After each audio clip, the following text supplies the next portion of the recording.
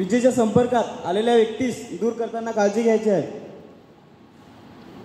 पुरवठा ताबडतोब बंद करायचा आहे. पहिल्यांदा आपल्याला रबरी हात मोजे घालून त्यास दूर करायचे आहे. ते शक्य नसेल तर वाळलेलं लाकूड किंवा झाडू काठी असे विद्युतठा बनवून स्वतः त्याला दूर ढकलायचं आहे. परंतु कोणत्याही परिस्थितीत आपण त्याला हात लावायचा नाही, कारण आपल्याला स्वतःला शॉक लागू शकतो.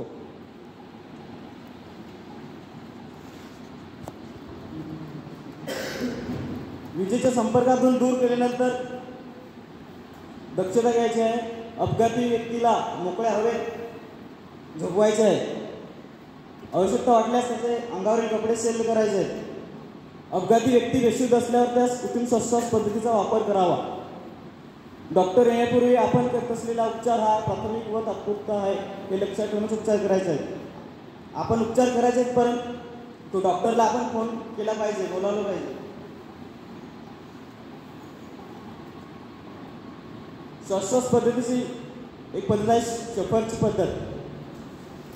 अपघाती व्यक्तीच्या तोंडात कोणताही पदार्थ असेल किंवा आता जर शॉक लागला असेल किंवा तंबाखू वगैरे असेल तर ते काढून टाकायचे आहे.